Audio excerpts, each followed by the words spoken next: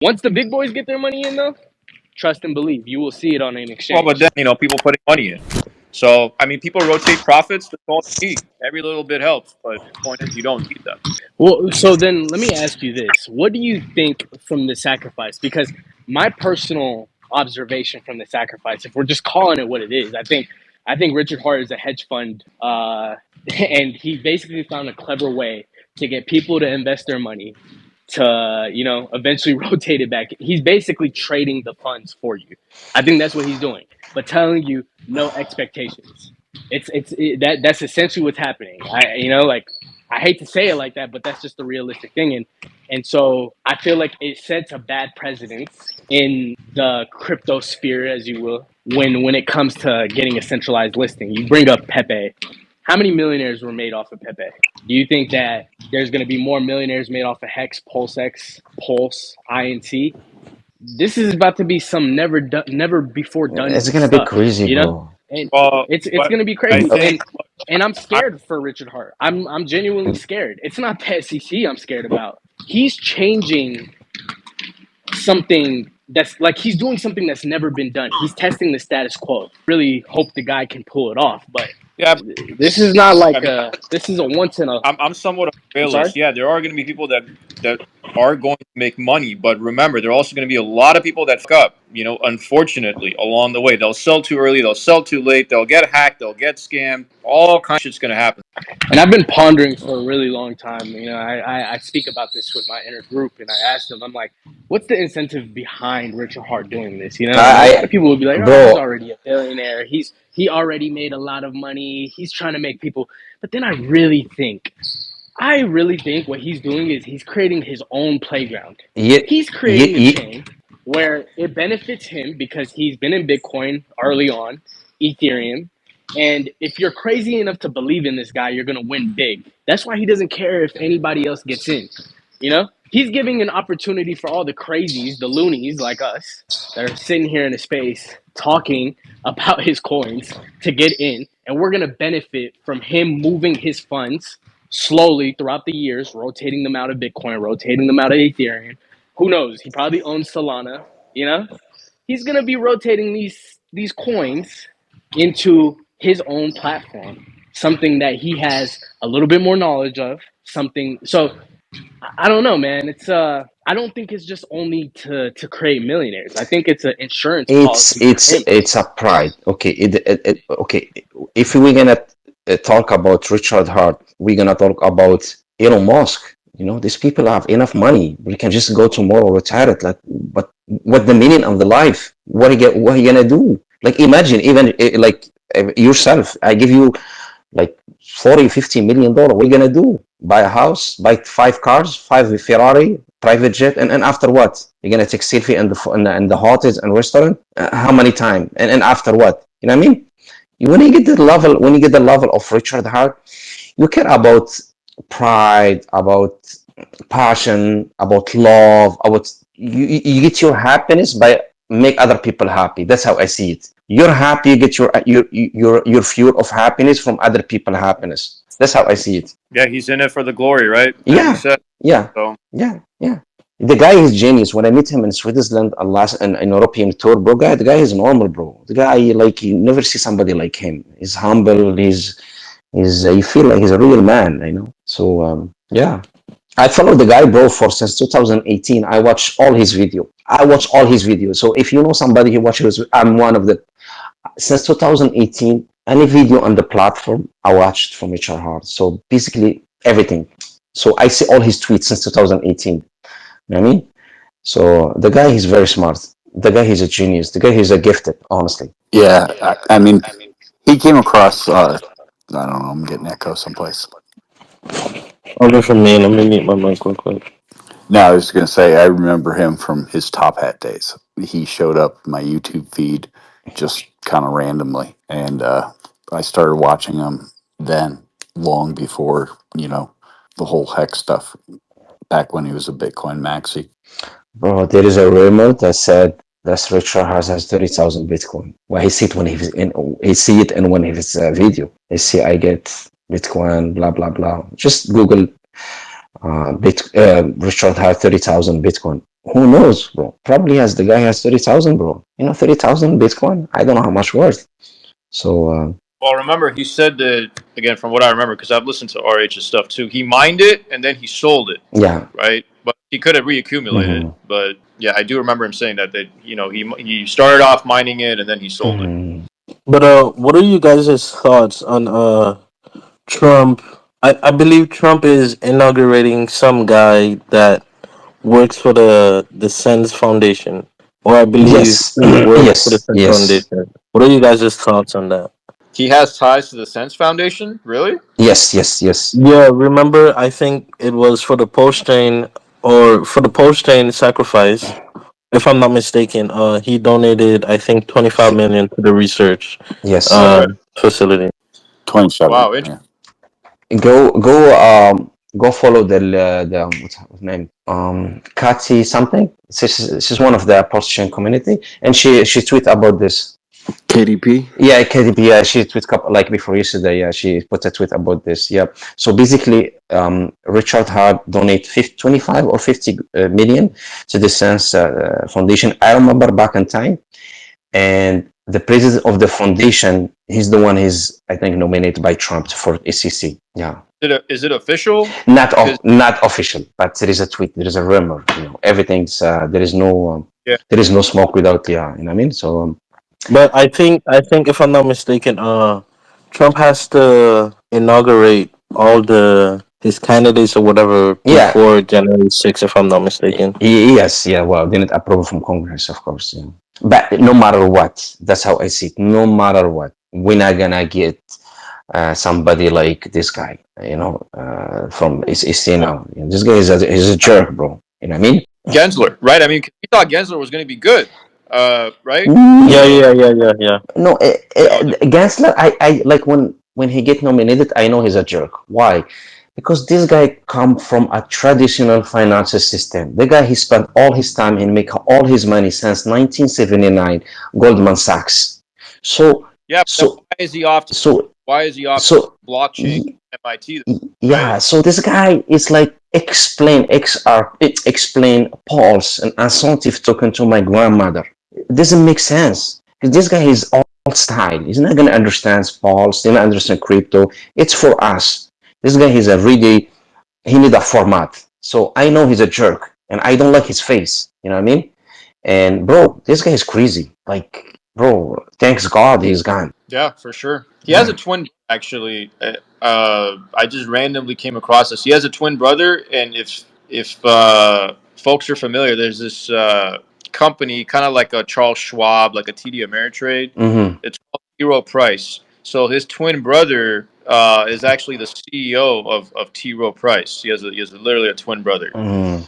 No, So yeah, he make all his money in Goldman Sachs. He make fortune in Goldman Sachs. yeah. So I mean, to your point of being in traditional finance, Mm. a traffic guy, it's just ironic that he used to teach blockchain and crypto at MIT. When Mm. yeah, I mean, he came and he hated on the whole system for what 2 3. Remember I think 2 months ago when Trump he was in I think Pennsylvania and Florida I guess, and he was in Bitcoin conference, and you see the script when he see when I become president I will fire blah blah blah Gary Yeah, Gensler, and the people cry. I must say, this guy is a hard worker. Eco Builder, thank you for those cards and those stickers. I got it out to some of my friends, but they keep on fitting post chain, so it's okay. But thank you, Eco Builder. But going back to Trump, who do you think will be in Gary's Gensler spot? What was that lady's name? The crypto mama? yeah. I think she's a senator from Wyoming, or where was it? Yeah, Do you her guys know name. her name? About she was there at the Bitcoin conference too. There's only one crypto lady that I know, and I think she wears glasses. Cynthia Lummis, Cynthia. Cynthia Lummis. Oh, is an American attorney, politician. Yeah, she's pretty bullish on just Bitcoin crypto overall. Okay. I was gonna say something, but you guys would call me misogynist. I was Yeah, about to say that she's easy to manipulate. She's a woman, but and no. she's yeah I mean, she's a Republican senator actually. Yeah, I saw. Yeah. That's politicians for you, period, almost. And Bitcoin advocate. Think about it, then that means that I need to have so much more inventory. So I've just been doing hex only, Okay. hoping that others would, maybe do that, or maybe more websites would be created to order stickers like slaps, SLAPZ. Go You ahead. guys, anybody can explain to us when the parity between hex and x will happen? Because hex is almost half cent, and hex is like two something right now. Hexdex or EcoBuild, you want to take that one since you're more familiar with Yeah, Hex? yeah. Because the other one is 2 point. It's 2 cent, I guess, to something. How much now? Hex is well 2.5 cent. Other one is half cent. I think they're gonna play around. They're gonna fly together. Maybe they touch parity, but they don't actually peg and stay 1-to-1. Those Ethereum fees are gonna make it to where people are going to be biased towards the Pulsechain hex, because Pulsechain hex is easier to grab and stake for short term, if it is that somebody just wants to try out the system. And if Ethereum increases its value, then it may even be more expensive to unstake. But whenever it comes to whales in the system, people don't care about fees. If you're making $1 million, a $2,000 fee is not a big deal. So I was thinking that eHex would trail pHex 10-to-1, and I have a YouTube channel called Hex Futures, and after Richard made that tweet saying that the market has chosen, I thought that I owed my followers my perspective on where it would trail, but now what is that, 1-to-5? Is that where it's at? Do you know the ratio? Now, Yeah.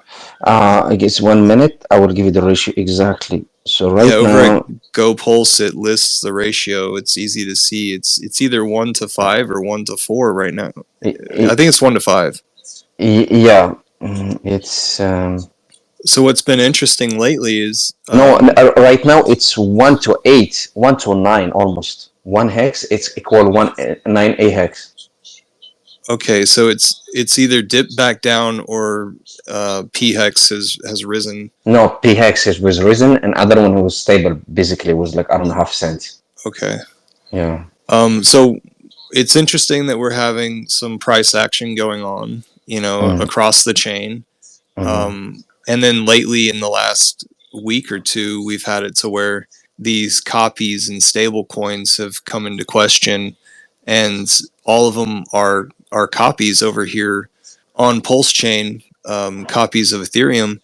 And so people have been playing around with the idea of, okay, well, are we going to make it to where these things are pegged to what's available on Ethereum?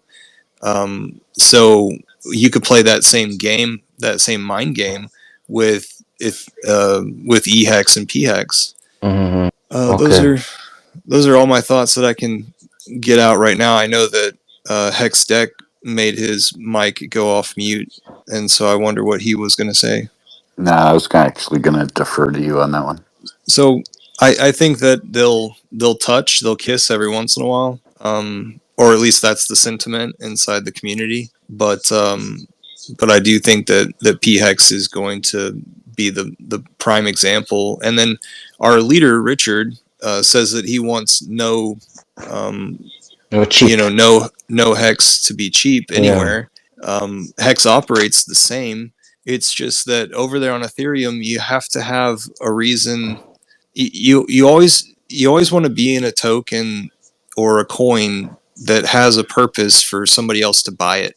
And over there on Ethereum, if it's only whale games, then maybe there's less people with smaller amounts playing around over there, but yet the system still works the same. And something that I used to say whenever we first created Pulsechain was that Ethereum like the Ethereum folks, they're used to Ethereum, so some of those folks would rather just stay over there and not venture over to Pulsechain. If you've got a huge stack of Ethereum and you're used to the place, it might be your comfort zone. So you asked us for like a timeline. I'm not sure, man. I think that what's interesting with the pairings, like yesterday evening we were talking about pairings and peggings. I thought it was interesting whenever we started talking about Pulse and Pulsex, how they're going to touch each other and rise together, and who's going to lead, who's going to follow. So, how long have you been in the game, Eco Builder? So, when let me take this all the way back to just like 2 hours after I tried to look around on Facebook, and so he was under candlelight there in his castle environment, and he said Bitcoin is dead. I've been following Richard ever since, and there in the beginning it was loosely, but once he started creating a community for this Bitcoin Hex thing, because that's what it was called initially, Bitcoin Hex, then it really started to shape out, and I started making friends inside the community through the Telegram groups and stuff. And then at one point, one of the Texan guys, he created Hex Daily Stats, that website that a lot of people used as their API for Hex Stats. Very, very intelligent guy. He's over here in Texas. Well, he just reached out to me and he said, "Hey, we gotta start making a group of Hexicans." So that's what we've been doing, is cultivating a place for people to meet each other while it is that the community is still young. Yeah. Yeah. And then, there in the early days, we waited and we waited and we waited for Hex to launch. And once it did launch, I'm really happy that I only put maybe like 1 ETH into the adoption amplifier on day one, whenever everybody got a really bad rate because they FOMO'd in. And then I put a few ETH here and there, and then watched the price tank. Not tank, but slowly decrease until day, I think 43, 42 were the best days in the adoption amplifier, and then it started rising back up after that. So there at day 43, you could get 1.8 million hex per Ethereum that you put in, and Ethereum was like either $80 or $120, something like that. And then a lot of the guys had high hopes for Hex. So and a lot of us were young guys, and we were just like, yeah, 15 years, that's not that big of a deal. So let's just stake some out for 5,555, and I'm just fine with the idea of making a staking ladder. Let's do that. So I responsibly did a staking ladder. Some people did stakes for like every day or every month, and me, I saw it as like, well, wait a minute, you got to be here at your computer, and you got to enter in your seed phrases, and you got to have your hardware wallet security really, really well down. So I didn't want to do that sort of thing. Like, I really wanted this thing. If things were going to work out for this, then I saw it as like, okay, well, how was it best going to meld with my lifestyle? And so I decided to do stakes for every 6 months, and every spring and fall were the time periods that my life was a little bit slower, and like no birthdays, no holidays. Hopefully I wouldn't be traveling. I'd be at a comfortable place where I could log in and work on my stakes, and if I need to, then I can make multiple wallets, no problem. So so I did that, and then I think that worked out well whenever Richard started talking about launching Pulsechain in order to get us a better playground for our hex staking, away from Ethereum. However, yeah, I've already spoken about Ethereum just being just fine. And then Pulse X was a surprising sacrifice that I had no idea was going to come around. So when I was staking, or when I was sacrificing for Pulse Chain, I had no idea that a sacrifice for Pulse X was going to come around after that. I also didn't get I also wasn't in DMs with a lot of folks around the world in the Hex community, and I didn't suck up and join groups and want to um, get in on their sacrifice pools, or I didn't have an ego that wanted to create a coin later on and make a lot of money off of something else. I just wanted to stay with Hex. I liked the way that Hex was. I knew that people knew crypto better than I, and that I could just prosper from following an entrepreneur like Richard and the other folks he has working with him. So I say that because I didn't sacrifice for liquid loans, and didn't get upset about sacrificing for things that never came about. I didn't participate at all. And I also wanted to say that staking for every 6 months made it to where I was coming up on in staking Hex whenever Pulse Chain and Pulse X were sacrificing. So I was able to gain from Hex and put those gains into the sacrifices to then basically peg that dollar value in that time period. Because at that point, the word for the word had spread around the internet about how popular Richard was and these sacrifices were, and that put a lot of enthusiasm into Hex and Hex price. And so the Hex price was high at the sacrifice times, to where and because of my staking, I had a lot of Hex to sacrifice. So since then, Hex has dipped. Let's say during Pulse Chain sacrifice, the price was 33 cents. So I was able to get that value as opposed to today's value of 2.5 cents, or almost 3 cents, wherever it is now. So that's my story. Eco Builder. Again, like my question is like, how hard was it to write that down? Like in terms, because right now we wrote down PLS and now we have to wait for 10x, 100x, 1000x. Like how hard was it to hold down and then, just hold till you got your, the gains that you made? Was it easy? Hex said it was not that hard for him. Well, I think I personally kept busy in the new technologies that we had, like Twitter Spaces. We didn't have Twitter Spaces back then. So communicating with the rest of the community and introducing yourself to more people who were involved in Hex in the first place, or the people who are new to Hex, and then also defending Hex too, because we had people come to the community and then they make buddy with you, and then after that you see their true intentions of launching something of their own, and they want your financial power to go into it. It also had its kick ups. Yeah, we went from our highs down below 10 cents, and then we went back up to 10 cents and 12 cents, and then we went back down.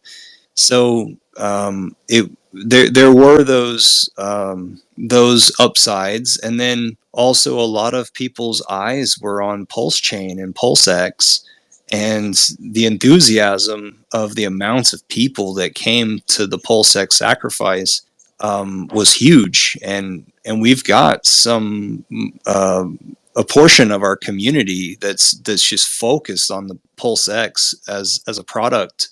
And so these guys are diehard Pulse X guys, while some of us early guys are just diehard Hex guys. So it's always been eventful, and then comes the SEC stuff and the law stuff. So there's always something new to learn from, and there's always new stages, and then also during this whole thing, the rest of crypto has gone through its stuff. So it's funny, like every day something happens in crypto, and it's almost like every week we have like a huge revelation that changes the field of crypto. And this whole time we've been backing and rooting for the winning horse. And I don't know if you guys feel like it or not, but like Richard looks like he's the winning horse in this whole thing. So lately, some of us early Hexicans have just been feeling euphoria in the idea of like, oh my gosh, this is really shaping out. Like we're actually going to win, not just in price action from years ago, but uh, like entire validation of changing the world now. So yeah, there have been hard times. Both in price and drama inside the community. But it's kind of funny. It's almost like another situation of shaking people out, the weaker hands, and the strongest survive, and there they are, shoulder to shoulder with you. Got to give it up to Hexologist. Like Hexologist was a cheerleader. Every day he streamed for so long. Always kept a jolly attitude to it. Like we've been with him since he was freshly married, and now he's got 2 kids, and we saw both the kids pop up. And then now on stream. I think I had one more thing to say, but I can't remember right now. So now that we're at this point where we're getting traction as like a real legit chain, what is preventing other people from coming to Pulsechain? Because there's a lot of criticism of Richard Hart that he's a scammer, that Hex is a scam. Like, when are we gonna break through that barrier that people think we're a scam? Or that Richard Hart is a scammer? Give me a second to think about that. What do you think, Hextech? Well, I think number one, it, I think a lot of the old stuff that isn't really having credence in this bull run market, especially with Richard being in the background. Now you're going to have your what I call thumbtacks, like Eric Wall and those type of people. But outside of that, I think what's really starting to help and what's a good campaign is letting especially founders of different coins and tokens on Ethereum know that they're, participants in their community, that they have value or may have value over on the Pulse Chain network. Come and get it. Hey, if they just cash out and leave with it, God bless them. If they stick around and see what's going on, all the better. That's the network effect. I think with the creation of Pulse Chain now makes it to where there's so much more to the Richard Hart creations, the playground, and you can keep your distance from the people that you think are biased towards you. So I think in time people will they'll come for the money and they'll stay for the opportunity. And it's taken a year and a quarter for liquidity to flow into these copies and for them to start having some green candles. So when Richard said he's creating the largest airdrop in history, only recently, I think, have people actually been able to advertise that. So, are you a believer in the P-die peg theory? So we talked about that last night. Back basically a year ago, I put a little bit of money into that because anything that has a reasonable chance of being a long-lasting good play, then I might put a little bit of money towards. So yeah, I have a little bit of money in that, but I haven't done I haven't done a good amount of research in order to tell anybody like this is what I think or this is going to happen. Now, yesterday evening, we had quite a few people pass through and uh, they're seasoned people saying that things are shaping out nicely, but still more things need to happen. So they can't say yes, 100% it's going to happen. Now, some of the folks were optimistic, and they were in the Telegram groups that have been around, saying that this was their goal to peg the stuff. So we had Brizology and Hexmac and DeFi Trigs, and DeFi Trigs was just like 100% it's going to happen. However, whenever I ask him, okay, well, can you sum up the way that it's going to happen? Then he didn't. He just said it was, well, what I've been saying is it's above my pay grade sort of stuff. Like, I just haven't done the research. So some people say that you can fractionally. I think Briggs tagged me on Briz. I think he tagged me on something about fractional reserve stable coining. And so some people say that you can just have a fraction backing up the stable coin, and then some people say that you have to have 1.5% or 150% backing it. And then also, you guys need to know that here on December 6th is a special date where, if somebody's going to make it to where it's going to be a pegging, then they need to do something of voting with the maker contract. You can tell by my voice. I don't know much, but it's interesting that the price had kicked up well before the December 6th, and then has slowed down recently, right before December 6th. Now, Hexdeck, you gave a thumbs up earlier. What was that about? Well, I am a proponent of the of PDI, of the peg. Ultimately, no time frames. I mean, it's going to take what it takes. As you said, there's several steps that still need to be accomplished. I believe we're going to be looking at the 150% kind of stable rather than a fractional reserve. I have to do some more study on fractional reserve, but ultimately, there's also a tie into US PUSDC. So there's a lot of cogs in the wheel, or things going around, that it's not just cut and dry. Hey, the sixth they vote, it pegs. That's not going to happen. But we can all agree that a stable coin on Pulsechain would make it to where Pulsechain would be a world class, a great competitor of a blockchain. Absolutely, yeah. And I think that. I mean, it's way too early to tell, but I think there is room for, multiple, just as we see on Ethereum, operations for a future USDC stable and potentially USDT. Um, Not that I'm proponents of them, but I'm just saying. Don't we have stables on Pulsechain already? DAI, USDC from ETH. Yes, but they're not functional at this point. No, what about the DAI bridging from Coinbase or from Ethereum? Aren't they one to one? Aren't they real stable coins? Oh, 100%. They're, stable coins, but they're not functional stable coins, I would say at this point.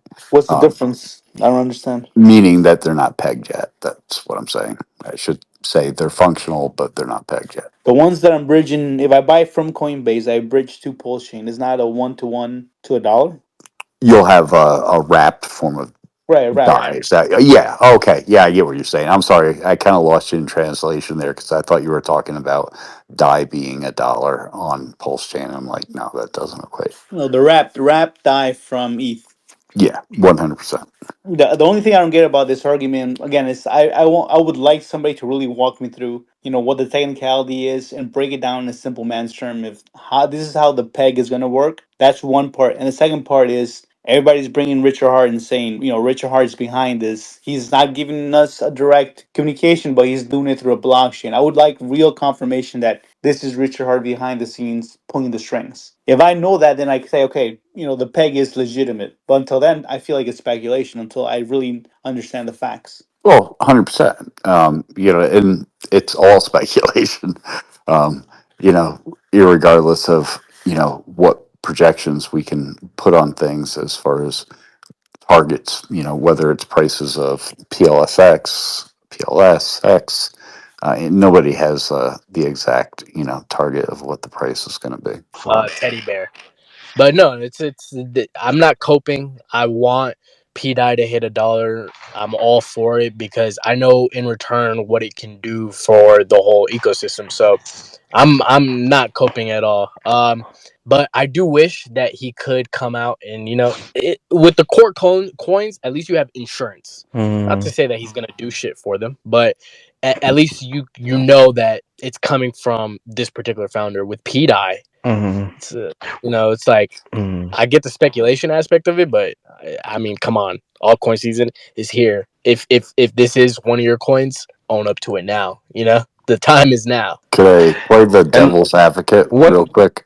what you're Uh, taking? I was just going to say one of the things you have to take in consideration is Richard's currently kind of on a muzzle by his lawyers. So, uh, Yes, yes, yes, yes. so for him to make any positive forward statements towards PDI probably would not be recommended by his legal team. He's a smart guy. Like to play devil's advocate to that statement. I see what you're saying, but the guy put out a 50-minute video last Christmas. We were still going through SEC issues then, and he seemed very comfortable to speak how he'd like. Richard has always been I think he's one of those guys that's very particular the way he chooses his words. He knows how to finagle his words, like he's very tight with his words. But I don't know. I would like to see some type of confirmation instead of, oh, this is speculation, it's his wallet, this is the blockchain. It's just kind of like all up in the air. Right now is the time that if I would love to see him own up to it if it is, and if it's not, there's people within this ecosystem. Like, just think of the repercussions if it's not. Like, you're missing out on core coins doing X's because of speculation that, like, if tomorrow, let's just say he comes out and he's like, yeah, PDI is not my stuff, and what's gonna happen? There's been people that have been buying PDI, selling their core tokens to buy PDI. What happens then? Like, they're just wrecked. Like, I don't know. But that could be considered a part of the shakeout. And then yesterday evening, some two of the guys did mention the bit about how he is wrapped up in the court stuff, and it wouldn't be wise to talk about a stable coin now. Me personally, I think about it as like, you don't want more competition. You don't want more wallets competing with whatever it is that you're attempting your wallets to do. So it's less people to deal with getting in the way. That's a good take. And then also keep in mind, guys, I think the guy who created Dye in the first place was killed on a beach. Where he was killed by government officials, allegedly. Allegedly, yeah. Sad. He was on one of the Caribbean islands, I believe, and out at the beach and drowned. So I mean, Yeah. this, creating a stable coin, doing great things for crypto is dangerous. Yes. What anybody can explain to us, please? I didn't do enough research on teddy bear. Anybody has an idea about teddy bear? I know the principal stuff, but anything special about teddy bear? Well, it has a built-in cult following.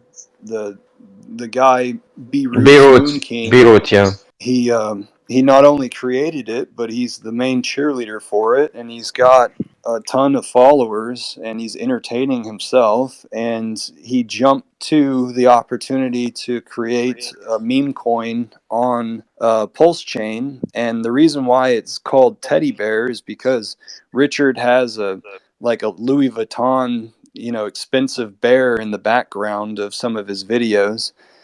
And so it has a little bit of the tie-in with the atmosphere of the founder. But yeah, it's strictly meme. There is no backing or pegging or assumed exchange. Instead, it's just what can a meme do Mm-hmm. on Pulse Chain. But whenever it is that, here, just a second.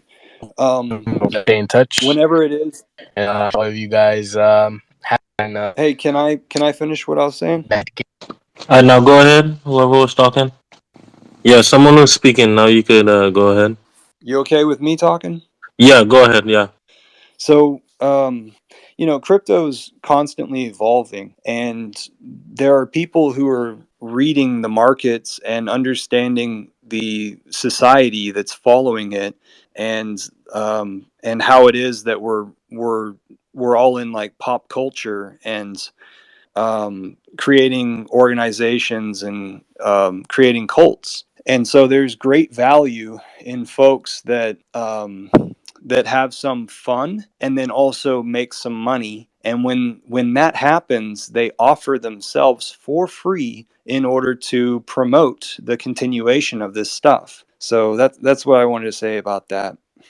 Yeah, but I'm not sure if B Roots made teddy bear. I'm really not sure because the Atropa developer Maria he also talked about how teddy bear is tied with with Postchain, PDI, and all his tokens that he's making.